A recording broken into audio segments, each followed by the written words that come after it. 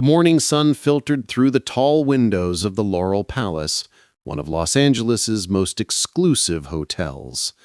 The lobby gleamed with polished marble floors, crystal chandeliers, and the faint hum of voices as businessmen in sharp suits hurried past bellhops in crisp uniforms.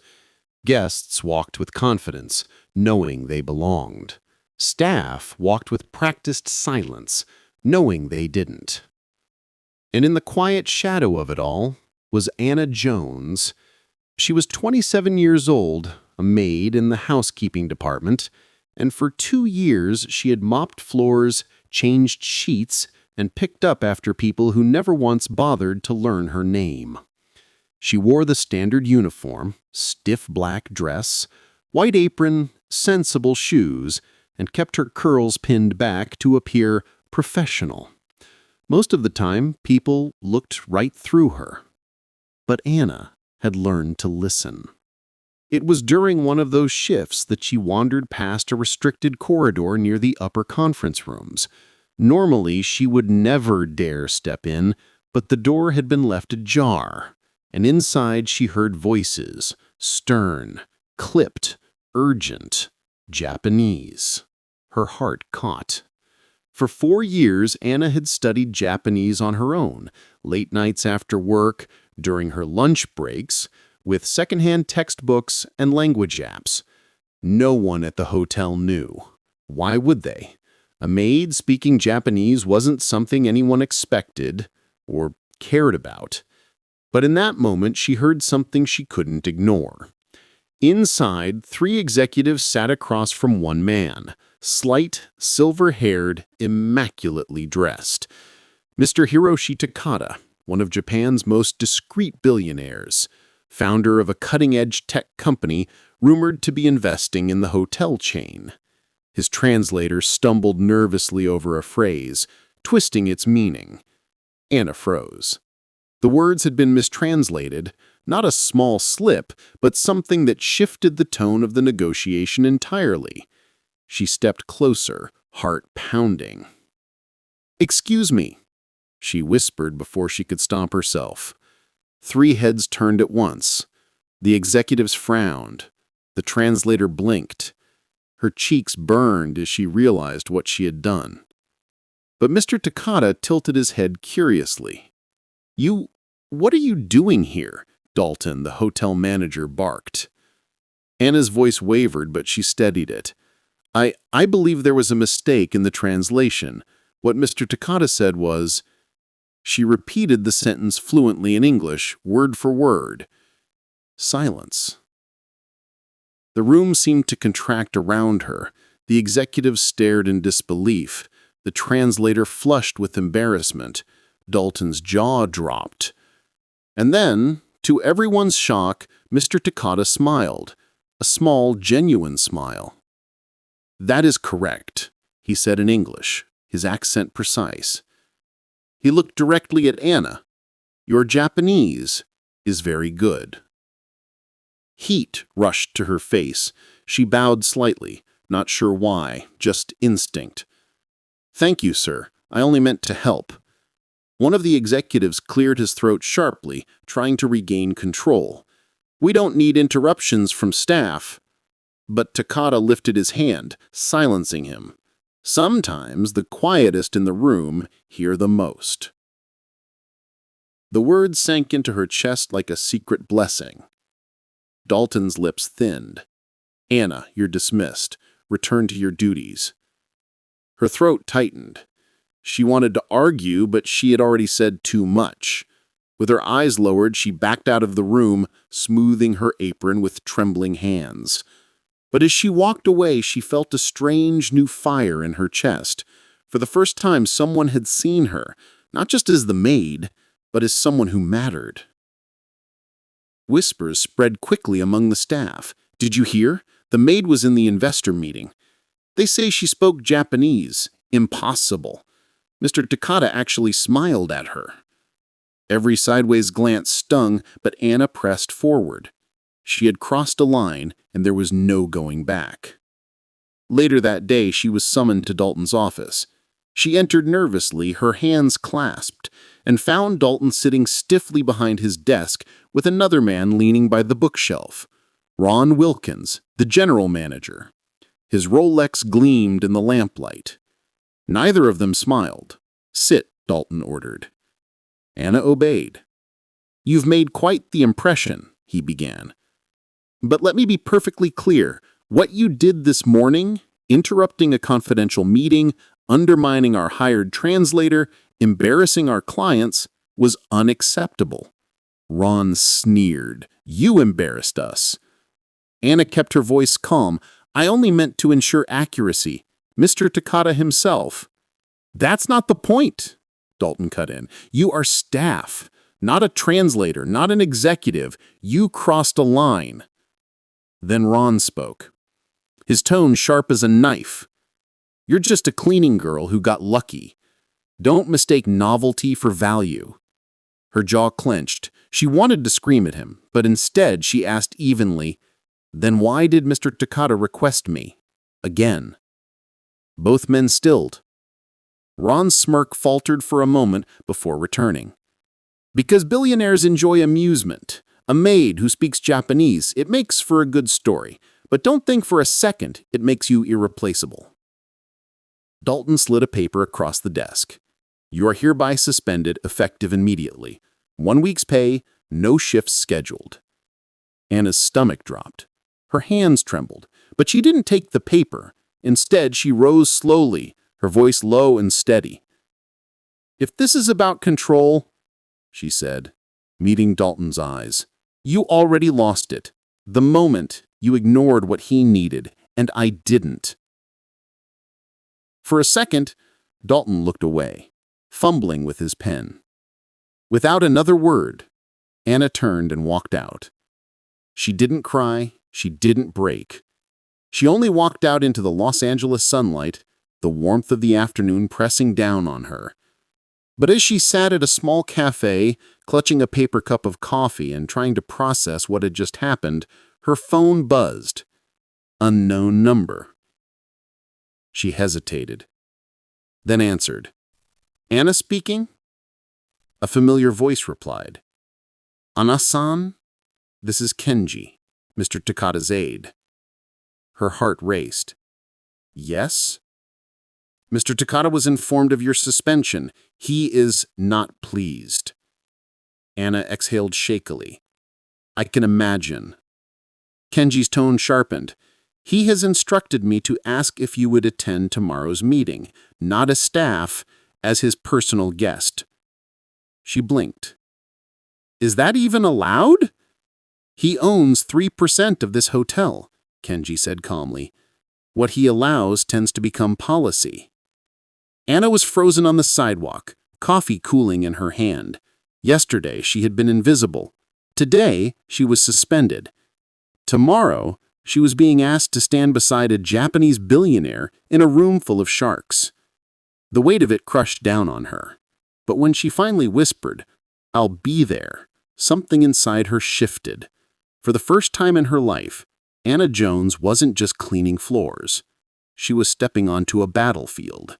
The next evening, the Laurel Palace looked like a stage set for royalty. The chandelier in the grand dining hall shimmered like a frozen waterfall, catching the light of hundreds of candles. The tables were dressed in white linen, silver cutlery gleamed, and waiters moved in perfect synchrony like dancers who had rehearsed for weeks. Anna stood at the entrance, her palms damp. She wasn't in her maid's uniform tonight. Instead, she wore a simple navy blue dress borrowed from her cousin that fit her modestly but well. For the first time in years, she didn't feel invisible. She felt exposed. Kenji appeared at her side, nodding respectfully. "Anna-san, Mr. Takata is expecting you." She inhaled slowly, then stepped forward. At the head of the long table sat Hiroshi Takata himself. His suit was tailored with the precision of a blade, his expression calm yet unreadable. When his gaze found hers, he inclined his head. "Good evening, Ms. Jones," he said softly. Her throat tightened. "Good evening, sir." "Tonight is important. Keep your ears sharp," Takata continued. She nodded, sliding into the seat beside him. Her heart pounded as the dinner began. The courses arrived like works of art. Miso-glazed sea bass with ribbons of ginger, wasabi mashed potatoes that burned and soothed at once, and a matcha creme brulee so delicate the table gasped when spoons cracked the glassy surface. Every detail was curated, every taste deliberate. But Anna barely tasted a bite. Her attention was consumed by the conversation swirling around her.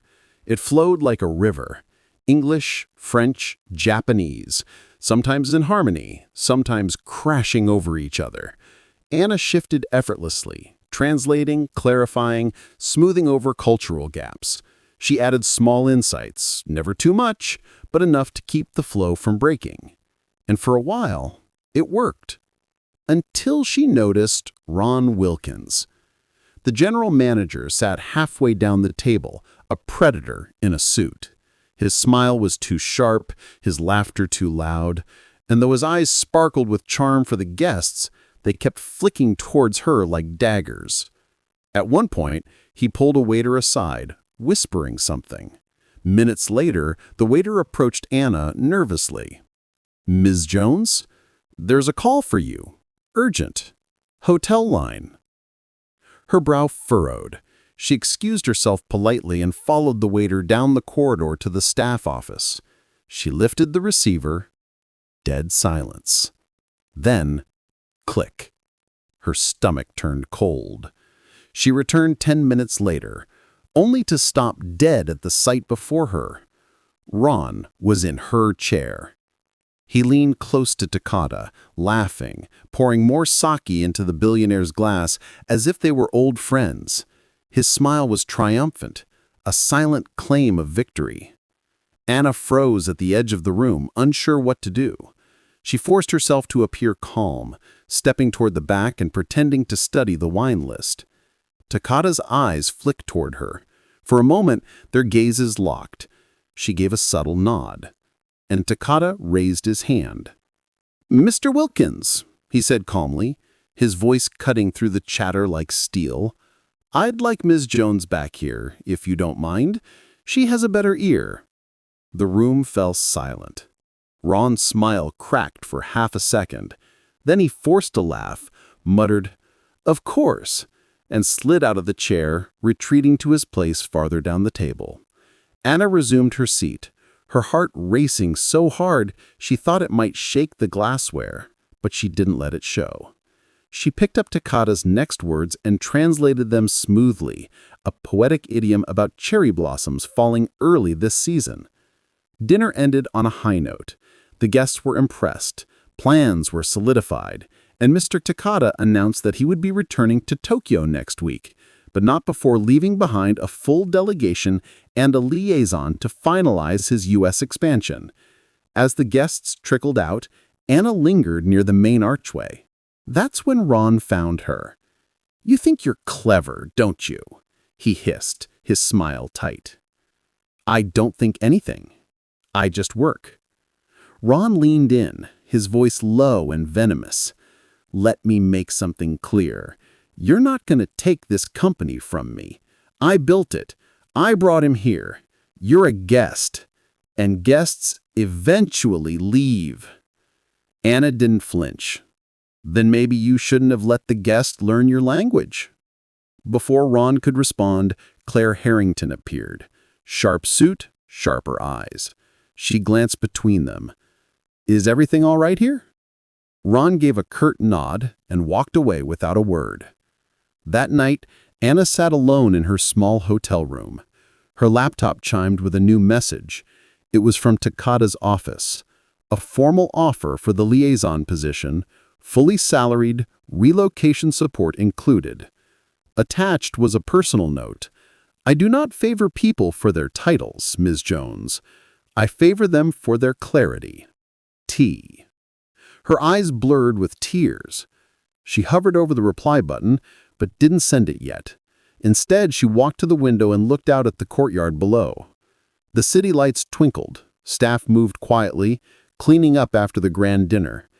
The invisible labor, the world she knew. Her phone buzzed again. This time it was an email from her mother. "Are you okay, baby? I saw your name on the company newsletter. I didn't know you were still in the city. I'm proud of you. No matter what happens, just remember, you don't owe anyone silence." Her throat tightened. She turned back to her laptop. This time she pressed send. She had accepted the role, but she wasn't leaving quietly, because the war had only just begun. The following morning, Anna stood in front of her mirror, adjusting the lapel of her blazer. The air in her suite was still, but her chest was alive with nerves. Today, she would officially begin her new role, liaison to Takata's Japanese team. Downstairs, however, the atmosphere was anything but calm. In the executive boardroom, Ron paced like a caged animal, his jaw clenched, his hands balled into fists. "She's just a translator, and now you're telling me she's representing Takata's entire delegation?" "Yes, Ron, that's exactly what's happening, and it's already been announced. You might want to stop acting like the last to know." Ron slammed his palm against the table, rattling the glasses. "This is a power play!" Claire didn't blink. "I see it perfectly, and you're losing." Meanwhile, Anna entered the lobby 15 minutes later. The change was immediate. Members of Takata's team nodded respectfully as she passed. Staff who had once overlooked her now stepped aside, eyes wide. Power had shifted, but Anna didn't wear it loudly. She walked with quiet resolve towards the conference suite Takata had converted into his headquarters. Before she could enter, a hand caught her arm. It was Claire. "I hope you understand what you've just stepped into." "I understand enough to know I can't back down now." Claire gave her a long, measuring look. Then she nodded. "Good, but be careful. You're not the only one who understands leverage." The morning meetings began. Anna translated seamlessly, clarified cultural nuances, and made small decisions on the spot. Every word she spoke seemed to weave a new web of trust between her and Takata's Japanese team. But as the hours passed, she noticed one thing. Ron was absent.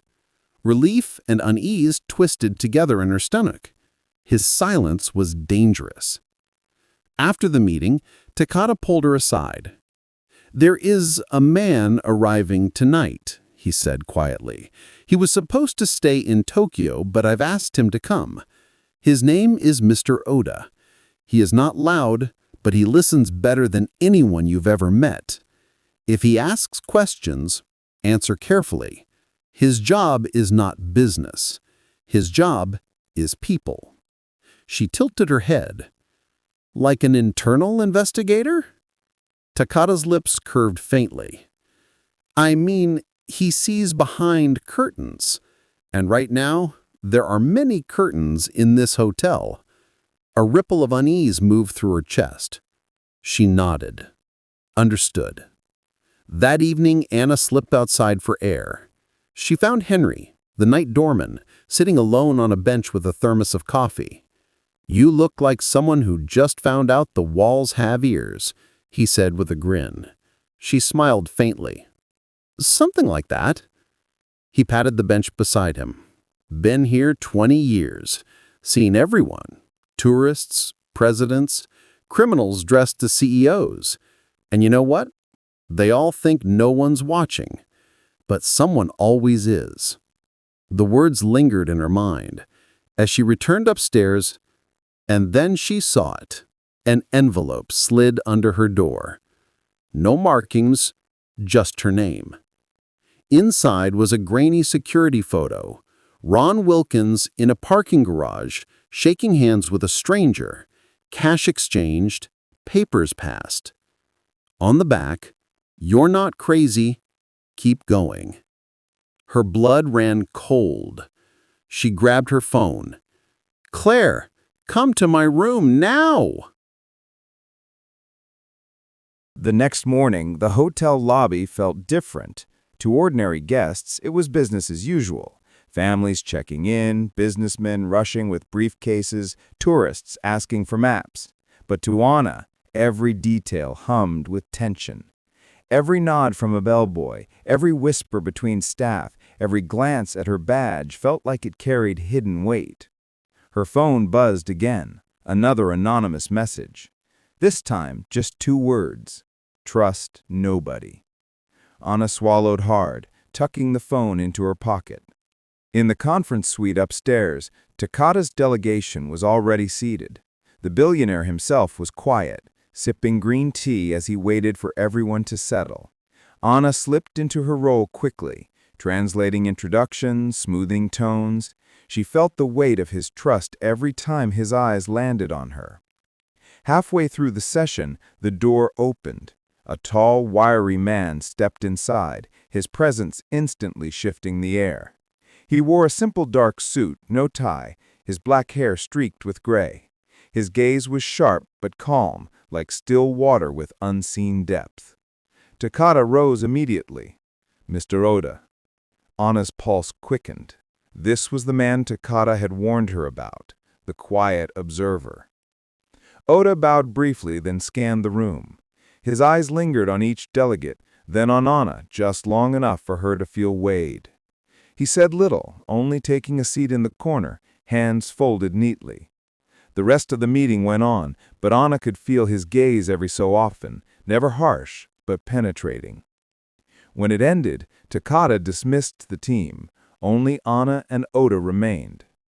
"You're wondering why I brought him here," Takata said softly. Anna hesitated.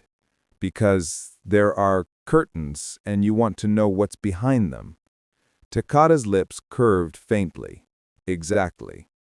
Oda finally spoke, his voice low and even.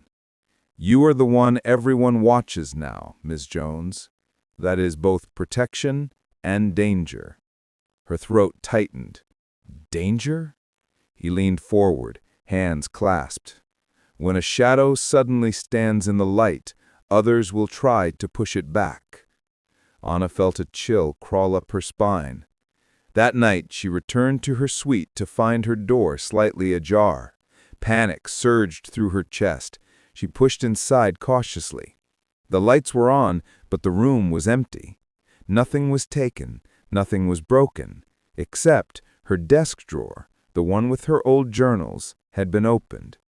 She shut it quickly, locking the door behind her. But the message was clear. Someone wanted her rattled. Moments later, her phone buzzed again, this time a picture of her own room, taken from inside. Anna's hands trembled. She almost dialed security, but stopped. What if security itself was compromised? Instead, she forwarded the photo directly to Takata's office, adding one line: "This isn't paranoia anymore." The next morning, Claire Harrington intercepted her in the lobby. "Rough night?" Claire asked, reading the exhaustion in her eyes. "You could say that." Claire lowered her voice. "You're being tested, not by Takata, by everyone else. They want to see if you'll break. And if I do, then you'll disappear, just like the last person who crossed Ron Wilkins." The warning hung heavy between them. Later that day, Anna joined Takata and Oda for a private lunch in the hotel's rooftop garden. The air smelled of jasmine and rain. Oda spoke little, but when he did, his words felt deliberate. "There are patterns here," he said calmly, sipping tea. "Money moves where it shouldn't. People take calls they shouldn't. And now you have become the center of it." Anna frowned. "Why me?" "Because you can bridge what others can't," Oda replied. "That makes you valuable and dangerous." Takata placed his cup down gently. "Ron has made calls to our competitors in Tokyo. He pretends loyalty, but his mouth betrays him. He sees you as the nail he must hammer down." Anna felt her stomach twist. "Then why keep me here?" Takata's gaze was steady. "Because the nail that refuses to bend can become a weapon." The words echoed inside her long after the lunch ended. By evening, the hotel was buzzing with the arrival of new investors. A gala dinner was planned in the grand ballroom, another chance for Takata to impress and for Ron to undermine. Anna dressed carefully, choosing a dark emerald gown borrowed from the hotel's costume department. She wanted to look confident, even if she felt anything but. The ballroom glittered with chandeliers, strings of violins filling the air. Anna moved between guests, translating effortlessly. She noticed Oda, always at the periphery, observing without intruding. Then she saw Ron. He was talking to a man in a gray suit near the bar, his gestures sharp, his smile wolfish. Anna's instinct screamed. Something was off. She drifted closer, pretending to admire the hors d'oeuvres. She caught fragments of the conversation. "Transfer tonight. No one will notice. She's just a translator." Her chest tightened. They were talking about her. But before she could linger, Ron turned suddenly. Their eyes locked. His smile widened, mocking as if to dare her to react. Anna forced herself to walk away, her face calm though her pulse thundered. She found Takata near the head table and leaned close. "Something's happening tonight. Ron is moving money. He mentioned me directly." Takata's expression didn't change. He simply nodded once. "Stay close to Oda." The night dragged on, the gala sparkling with laughter and toasts, but Anna felt like she was standing on a knife's edge. Every sound seemed sharper, every glance suspicious. Finally, near midnight, Takata excused himself quietly. Oda motioned for Anna to follow. They slipped into a side corridor, away from the noise. "Listen carefully," Oda said. "There's a meeting in the garage below. Wilkins and his contact. We're going to watch." Anna's breath caught. "Watch? As in spy?" Oda's eyes were calm. Sometimes truth hides where light does not reach. They descended the service stairwell, the air cooler, damp with concrete. From the shadows near the garage entrance, Anna saw them, Ron and the gray-suited man. Papers exchanged hands. A leather briefcase clicked shut. Anna's heart hammered. This was it, proof. She pulled out her phone, but Oda stopped her with a gentle hand. No noise, just memory. They watched as the men shook hands, the briefcase tucked under the stranger's arm. Then, with a glance around, they parted ways. When the garage emptied, Oda finally spoke. "Now we know." But Anna's relief was cut short when headlights swept across the concrete. A black sedan rolled in, and Ron stepped back into view. This time, he wasn't smiling. He held a phone to his ear, his voice cold. "Yeah, it's her, the girl. She's the problem. Handle it." Anna's blood froze. Oda pulled her back into the shadows, his whisper urgent. "Stay silent. Stay unseen." They waited until Ron disappeared into the elevator. Only then did Oda turn to her, his gaze sharper than ever. "Now you understand. You are no longer an observer, Anna. You are the storm." Anna's knees trembled, but inside, something hardened. She wasn't just surviving this anymore. She was going to fight. The morning after the gala, the hotel didn't feel like the same place. Staff whispered in corners, managers barked into phones, and the investors stalked around with expressions carved from stone. The deal that was supposed to be seamless now carried the scent of war. Anna woke with a weight in her chest. She hadn't slept more than 2 hours, her mind replaying Ron's words in the garage. "Yeah, it's her, the girl. Handle it." She kept hearing that phrase like a drumbeat. When she entered the staff hallway, Martha, the head housekeeper, gave her a long look. "Careful today, Anna," she whispered. "Eyes are sharper than usual." Anna nodded, forcing a smile, but inside her nerves were frayed. At 9 a.m., Anna was summoned once again to the 28th floor. This time, it wasn't just a meeting. It was The meeting. The final round with investors. The one that would decide whether Takata's billion-dollar deal went through or collapsed in scandal. As she stepped into conference room A, she could feel the electricity. Takata sat at the head, calm as ever. Oda nearby with his inscrutable eyes. On the opposite side, Ron Wilkins, red-faced, jaw tight, and his two American partners, each radiating impatience. Dalton lingered near the back like a nervous shadow, topping his pen against a folder. Anna slid into her seat beside Takata. She smoothed her skirt, straightened her spine, and waited. The meeting began. Contracts were laid out, clauses dissected. The Americans pushed hard, trying to squeeze concessions out of Takata. Anna translated each phrase with perfect precision, careful not to soften or embellish. But beneath the table, her palms sweated. She kept hearing Oda's warning, "You are the storm." An hour in, suddenly Ron interrupted.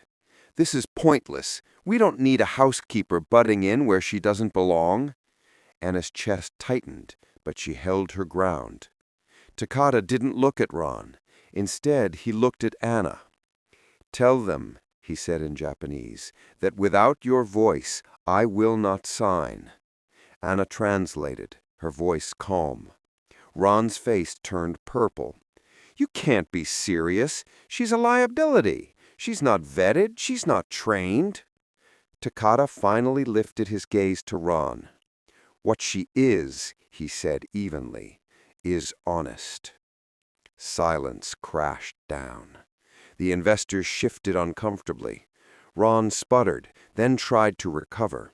"Look, we're all professionals here. Let's not derail." But Oda leaned forward, sliding a thin folder across the table. His movements were deliberate, precise. "Perhaps we should talk about this instead." The folder landed in front of Ron. Inside, photocopies of last night's garage meeting, the briefcase, the exchange, the timestamps. Anna's breath caught. How had Oda? Ron froze. His fingers tightened on the folder, but his mask cracked. The investors craned their necks, eyes widening as they scanned the evidence. "This is a setup, fabricated. You can't prove." "To the contrary," Oda interrupted smoothly. "We can. The cameras in the lower garage do not lie." Anna's heart pounded. Oda hadn't just been watching, he'd been recording. The Americans sat back, faces hard. One muttered, "Ron, what is this?" Takata placed his hands on the table, steady as stone. "Business requires trust. Trust has been broken. The choice is simple. Remove the rot, or the tree dies." Ron looked around desperately, but no one came to his defense. In that moment, Anna realized this was more than a business deal. It was a crucible. She leaned forward, speaking softly but clearly. "Gentlemen, you brought me here because no one could understand Mr. Takata. But what you failed to realize is that language is more than words. It's intention, it's silence, it's truth. And the truth is, Mr. Takata has been honest with you.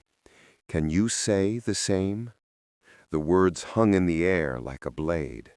Ron tried to laugh, but it came out brittle. "She's just a translator. She doesn't—" "Enough." One of the investors slammed his hand on the table. "We're done with this. Ron, you're finished. Pack your things." Ron's face drained of color. He tried to protest, but the decision was final. Security entered quietly, flanking him. He glared at Anna as they escorted him out, venom in his eyes, but she didn't flinch. For the first time, she felt taller than him. The meeting continued, lighter now, freer. Without Ron's interference, the negotiation flowed smoothly. By noon, the final agreements were signed. Takata's company had secured the deal. As the investors shook hands, Anna translated the last formalities. Her voice no longer trembled. It carried weight. When the room cleared, only Takata, Oda, and Anna remained. Takata rose, walking to the window, gazing out at the Los Angeles skyline. "Do you understand what you've done?" he asked softly. Anna hesitated. I only translated." "No," he turned, eyes warm for the first time. "You reminded them of what words mean and what silence costs." Oda stood, bowing slightly toward her. "You held the storm, Miss Jones. Not many can." Anna swallowed the lump in her throat. "What happens now?" Takata studied her. "It depends. Do you wish to return to linens and floors, or do you wish to step into something larger?" Her breath caught. The offer hung between them, enormous, impossible. She thought of her mother in Kyoto, of the lesson she'd learned in silence, of Ron's sneer, and the way it had felt to finally stand unshaken. Slowly, Anna lifted her chin. "I don't want to clean floors anymore. I want to build something, something that lasts." Takata nodded once. "Then come with me." Weeks later, the hotel lobby bustled as usual, unaware of the storm that had passed through. Guests came and went, oblivious. But Anna was no longer among the housekeepers. She stood at Takata's side, now dressed not in a uniform, but in a tailored suit. Her badge read Executive Liaison. She translated deals, smoothed negotiations, and became the bridge no one had expected. Sometimes she caught Dalton watching her with quiet resentment. Other times Claire Harrington with a small smile of respect. But she no longer shrank from eyes upon her. One evening, as the sun dipped low and painted the city in gold, Takata approached her with a brush and a roll of rice paper. "Paint with me," he said. Anna hesitated, then joined him. The ink cooled beneath her fingers. She didn't know what shape the future would take, but for the first time in years, she felt certain she was no longer walking alone. And in those strokes of ink, she began to sketch her own story.